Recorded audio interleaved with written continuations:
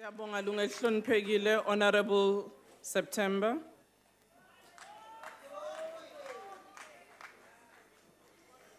Thank you, Chairperson, Honorable Chairperson, Ministers and Deputy Ministers, Honorable Members, our visitors in the gallery, comrades and fellow South Africans, good afternoon. Molweni nonke. Chairperson, it is this collective heritage of struggle, these common yearnings which are our greatest strength as the ANC, that we have built our program of transformation on. Our program of social cohesion for our country, a program for South Africa. It must be understood why we celebrate Heritage Day. It is to ensure that we continue to build our new nation through cultural heritage. We define as South Africa our heritage of who we are, what we have, and how we do things. We chose to embrace diversity by recognizing the rich natural resources and the potential that our people have.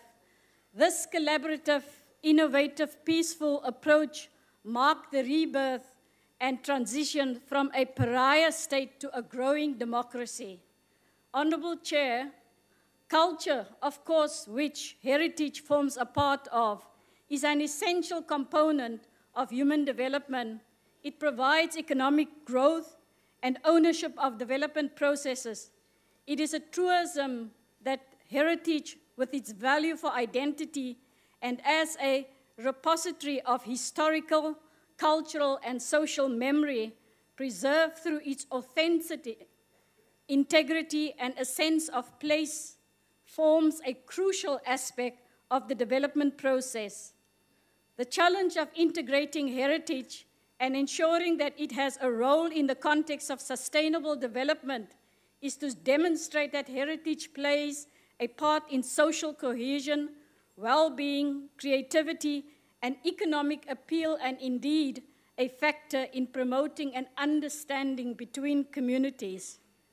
As the ANC, our people-centered approach lends itself towards ensuring that local people, civil society, will play a role in the design and the implementation of heritage as a driver of development. Honorable members, there is evidence that environmental resources are more likely to be conserved when local residents actively participate in decision-making. One such example we as the ANC celebrate as part of our Heritage Day is our continuous recognition of creating local economic development through some of the projects that have been started, such as what is being referred to the route tourism strategies. Some of these strategies, together with the private sector initiative that we have in areas such as the Midlands Meander in KwaZulu-Natal, the Makana Heritage Route, the Palo Heritage Route, recognizing the role of a number of our local leaders and communities. Honorable Speaker, we as the ANC laud the efforts of National Heritage Council, together with the Nelson Mandela Museum and the Eastern Cape Department of Sport and Recreation and the other departments, that has done one of the aims that they have put together under the Liberation Heritage Route is to translate the wealth of heritage knowledge and resources into economic capital. Recognition have finally been given to houses of our leaders who were instrumental in the liberation struggle. Significant schools are being identified and churches, and dignity have been restored, as well as our pride and their pride. Ownership of our past, the present, and the future has been realized and are being realized. Another example of such an initiative was in the Amatole and the Chris Hani district municipalities that have joined with the Nelson Mandela Metro, which has identified, mapped, and described about 25 sites, several of very high potential development, including the Kalata House in Craddock, the Jabavu House in Middeldrift, the Kulma House in Ngobo, Fort Armstrong near Balfour, the house in Kala where Batandwa Ndondo was shot, the Salam building in Port Elizabeth, and the list continues, including the Pepco 3 that were murdered.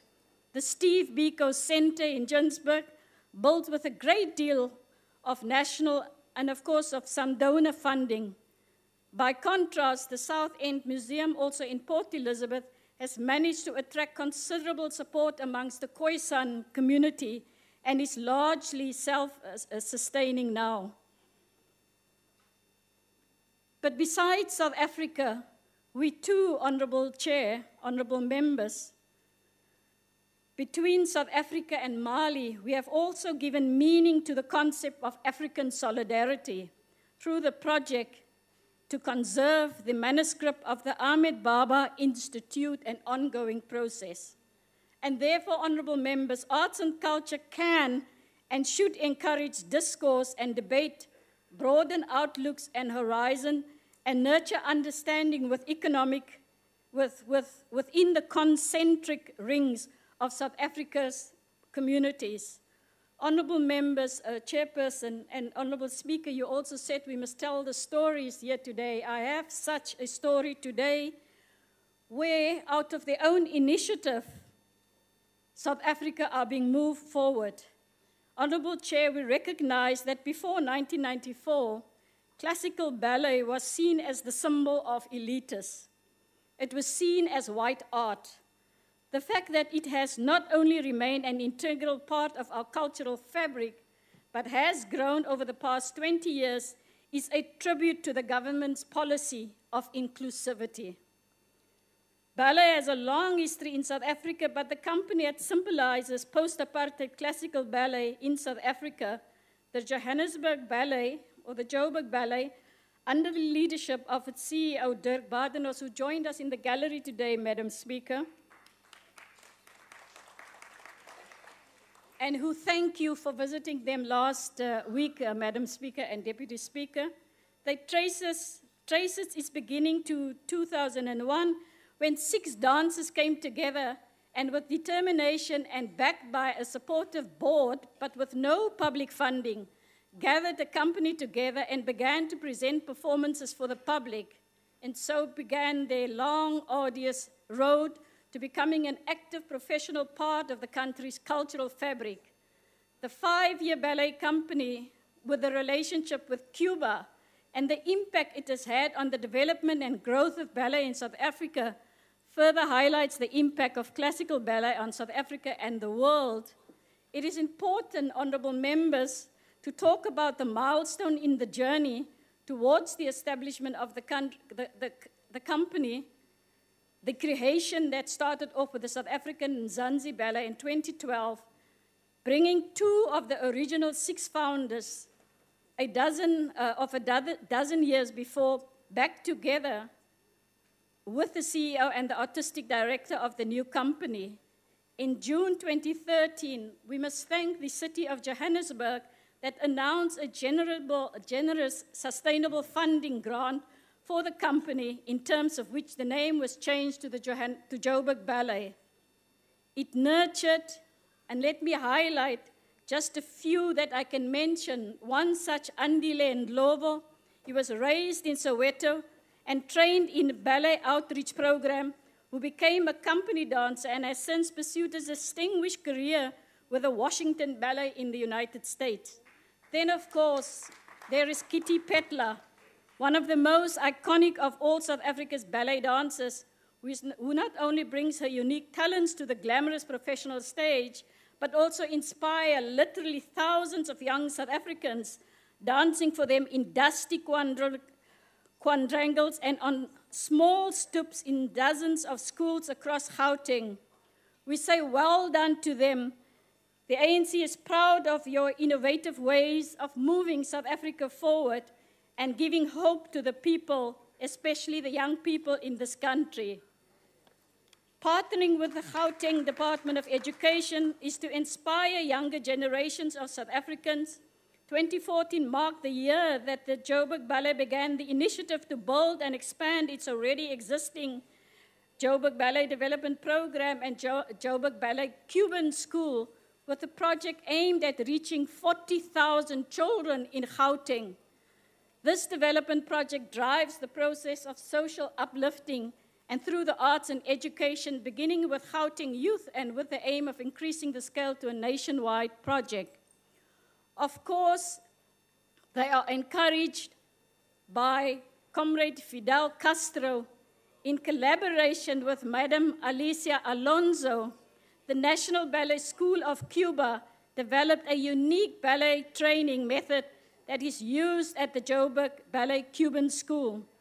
It is particularly heartening to see the roles being played by Joburg Ballet dancers like Tabang Mabaso, a born-free South African who is not only pursuing a bargaining professional career with Joburg Ballet, but who is also giving back to the community as a teacher now and as a role model.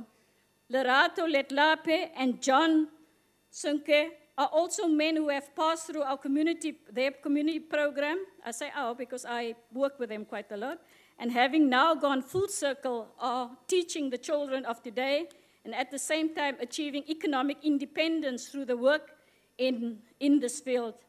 I would like to conclude by highlighting the fact that ballet has touched the lives of hundreds of thousands of South Africans, among other events such as the opening ceremony at the Africa Cup of Nations, dancing a world first in tandem with a Boeing airliner at the Swartkops Air Show, and to millions of television viewers who have watched this event and least forget what they did even on the Goud train. The cultural landscape of South Africa is a fascinating one, a rich one, a unique, a diverse one. In the artistic and cultural aspirations of South Africans lies an infinity of possibilities waiting to be set free, ready to take wing. We have tapped some of these riches, but so much more is waiting to soar. I thank you.